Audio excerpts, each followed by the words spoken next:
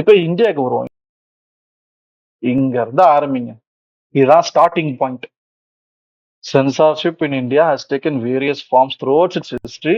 Although the Constitution of India guarantees freedom of expression, de facto, what is de jure de facto? De jure describes practices that are legally recognized regardless of whether the practice exists in reality. In contrast, de facto describes situations that exist in reality even if not formally recognized. Okay. Although the Constitution of India guarantees freedom of expression, there are various restrictions on content with an official views towards maintaining communal and religious harmony. Given the history of communal tension in the nation, okay, according to the Information Technology Rules 2011, objectionable content includes anything that threatens the unity, integrity, defense, security, and sovereignty of India, friendly relations with the foreign states or public order.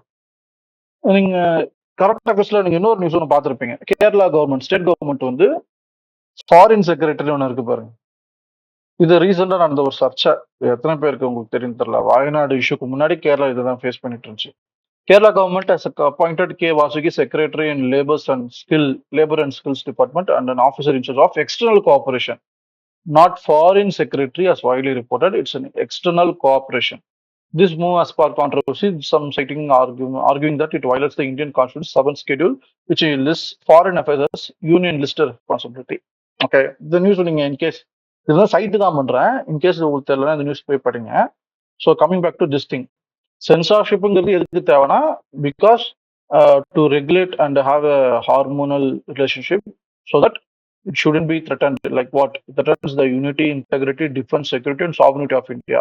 அப்புறம் friendly relationship foreign states and public order. இதுக்காக மட்டும்தான் நம்ம வந்து ஒரு information technology rules 2011 கொண்டு வந்தோம். In 2024, the annual Freedom in the World report, the annual Freedom in the World report by Freedom House gave India an overall score of 66 out of 100, corresponding to a status of partially free, with the civil liabilities rating of 33 out of 60 and a score of 2 out of 4 for specific question, are there free and independent media? The analysis specifically noted that this did not include conditions in Indian Kashmir, which was analyzed separately and scored a much lower overall score of 26 out of 100. Okay, it's a serious situation சொல்லியிருக்காங்க. Okay, லாஸ்ல என்னென்னடா இருக்கு? அப்சீனிட்டி, வாட்சிங், listening and processing pornographic materials is generally legal. However, distribution of such materials is strictly banned. இது முன்னாடி இருந்தது. I think edit பண்ணிருக்காங்க என்னன்னு தெரியல. The Central Board of Film Certification allows release of certain films with sexual content labeled A-rated, which are to be shown only in restricted space and to be viewed only by people of age 18 and above. இப்ப இந்த ரெண்டு இதுதான் நம்மளோட main heart. இதுதான் heart பீஸுங்கிற வேற, இதுதான் heart piece. இப்ப பிரச்சனை என்னன்னு சொல்லிடுறேன் நானு. இப்ப இந்தியால சென்சார் பண்றதுக்குன்னு ஒருத்தவங்க இருக்காங்க. அவங்க யாரு, என்ன பண்றாங்க? இந்தியால சென்சாருக்கு இதுக்கு முன்னாடி பல பேர் பல விதமான பிரச்சனை எழுப்பியிருக்காங்க. அதுல ஒருத்தன் இன்னொரு தலைவன். அவர் யாருன்னா சந்தீப் ரெட்டி வங்கா. என்னதான் அவரோட படங்கள் அர்ஜுன் ரெட்டி என்னோட ஃபேவரட் இருந்தாலும், அனிமல்ங்கிற ஒரு படம் நிறைய பேர் பல விமர்சனங்கள் வச்சிருந்தாலும் அந்த 3 hours 4 hours எனக்கு போனதே தெரியல. கிட்டத்தட்ட ஒரு எனக்கு வந்து இந்தியாவின் ஸ்னைடராகவே எனக்கு தெரியாது. நாட் லைக் லிட்டரலி கம்பேர் பண்ணணும்னு சொல்லல. ஸ்னைடர் எப்படி தான் விஷன், இதுதான் என் விஷன், இதுதான் என் படம், எப்படியா அவர் எதை பத்தியுமே யோசிக்காம அவர் பட்ட ஒரு படம் எடுக்கிறாரோ, அதே மாதிரிதான் நம்ம ஊர்ல வந்து சந்தீப் ரெட்டி அவங்க. இதுக்கு முன்னாடி அவருக்கு முன்னாடி பல பேர் இருந்திருக்காங்க. ராம்கோபால் அப்படிப்பட்ட ஒரு லெஜண்ட் தான்.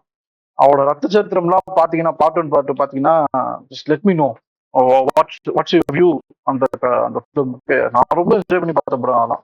Coming back to Sandeep Reddy Vanga, அவர் ஒரு விஷயம் சொல்லியிருப்பாரு. She never touch my film. ஒரு டைரக்டரா, he's an artist, he's a creative artist.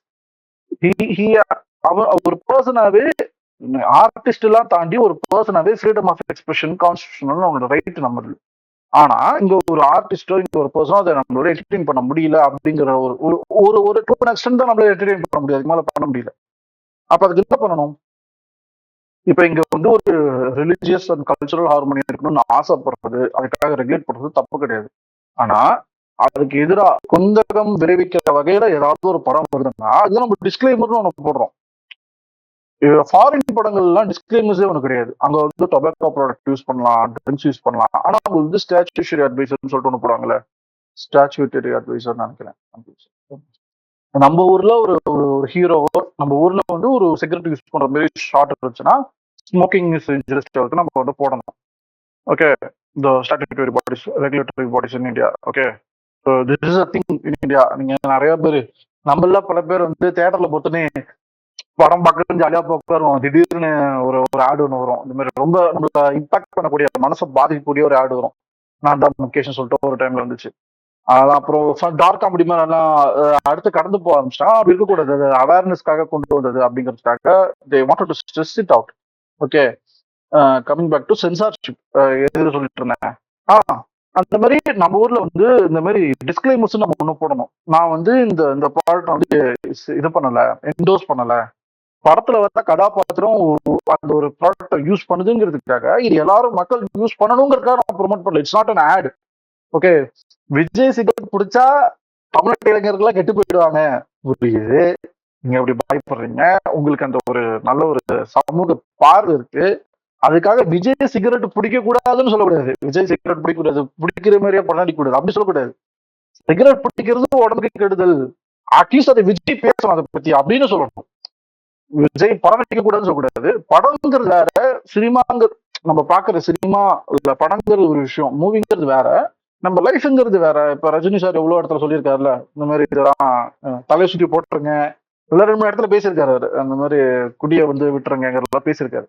Vijay பல இடத்துல பேசியிருக்காரு. So that's the thing. ஒரு ஆக்டரா நம்ம ஒரு செலிபிரிட்டியா பாக்குறோம். ஒரு பர்சனா is he endorsing anything? No. ஒரு படத்துல ஒரு கேரக்டரா ஒரு விஷயம் பண்ணுதா? ஆமா.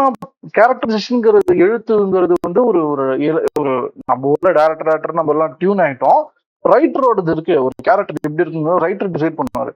அந்த கேரக்டரைசேஷன் ஸ்கிரீன் பிளேல கதாபாத்திர குணாதிசயங்கள்லாம் உள்ளடக்குனது. அதை வந்து இப்படி பண்ணக்கூடாது, விஜய் பண்ணக்கூடாது, அவர் ஸ்கிரீன்ல பண்றதால இந்த சமுதாயம் கிட்டு போகுது அப்படின்னு சொல்லக்கூடாது. ஸோ இது வந்து என்னோட போற பக்கம் என்னோட ஒப்பீனியன் ட்ரான்ஸ் மூவிங் இதெல்லாம் தெரியப்படுத்திட்டு அடுத்தது நான் கடந்து போறேன்.